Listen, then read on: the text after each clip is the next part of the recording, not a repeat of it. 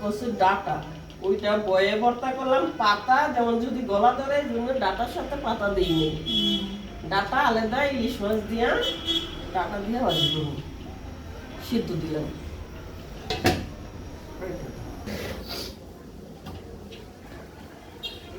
Data সিদ্ধ হয়েছে নাকি দেখে নিই।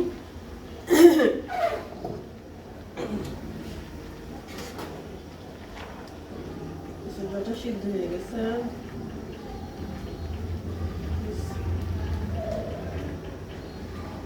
ডাটা নামাই নিলাম, ইয়েটা দাও কড়াইটা।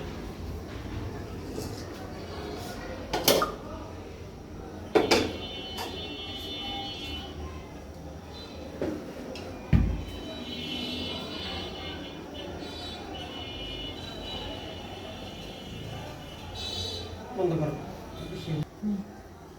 সাদা তেলে কচুর ডাটার মধ্যে তেলটা একটু বেশি দিতে হয়, তো ভালো লাগে না।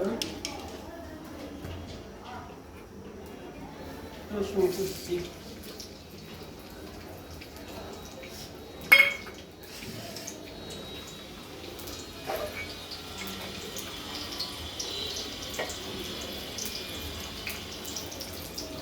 পেঁয়াজ কুচি,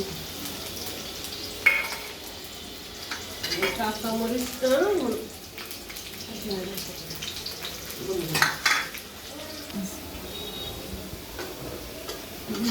পেঁয়াজ রসুন ভালো হয়ে গেছে।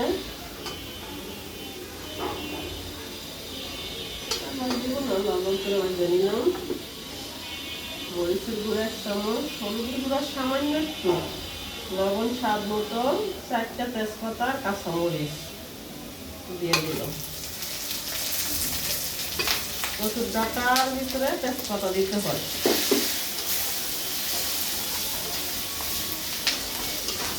এর মধ্যে জিরা, ধনিয়া এটা আমি কোনোটাই দিব না।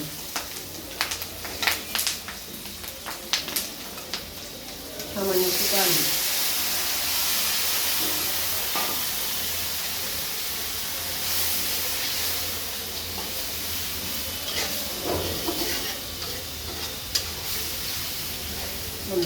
মশলাটা ইলিশ মাছের মাথা লেজ দিয়ে দিলাম, মশলা কষানো হয়ে গেছে। লেজ দিই না কখনো, লেজ রাইখা দেই ভর্তা বানায় খাওয়ার জন্য। আজকে দেখি ইলিশ মাছের মাথা একটা, এই জন্য দিয়ে দিচ্ছি। লেজের কাদাটা বাচ্চা দিতে হবে আমার, এটা দেখানো যাবে না, দেখাইলে অনেক সময় লাগবে।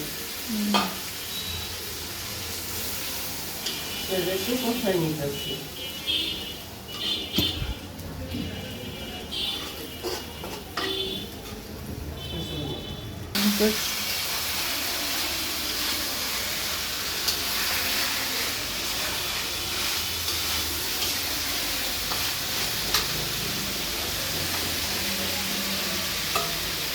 কষানো হয়ে গেছে, মাছের লেজাটা উঠে দিলাম কাটা মাছটা দিতে। আর মাথার এটা কি বলে, মাথার একটা সাইড আর কি উঠে দিলাম।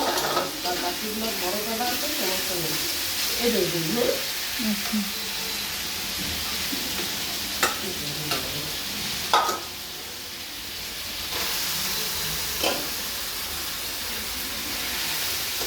এটা একদম বাইরে থেকে ভাজা ভাজা করতে হবে, তাইলে মজা লাগবে। অবশ্যই অবশ্যই মজা লাগবে, একদম ভাজা ভাজা করতে হবে।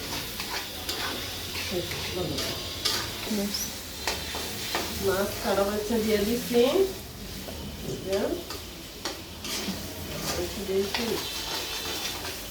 রান্না হয়ে গেছে, আর অল্প একটু বাকি আছে।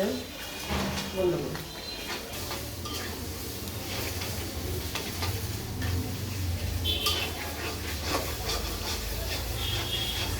কচু শাক রান্না করলে এইভাবে দেখতে হইব, যেমন কড়াইয়ের তলায় যেমন না লাগে, কড়াইয়ের মধ্যে যেমন কচু শাকটা না লাগে।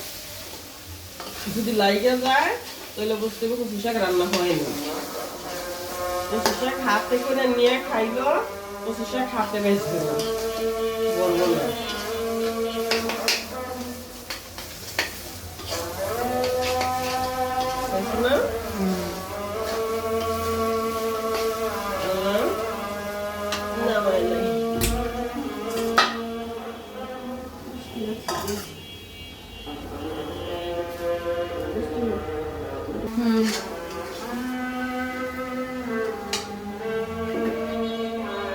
নামাই নিলাম।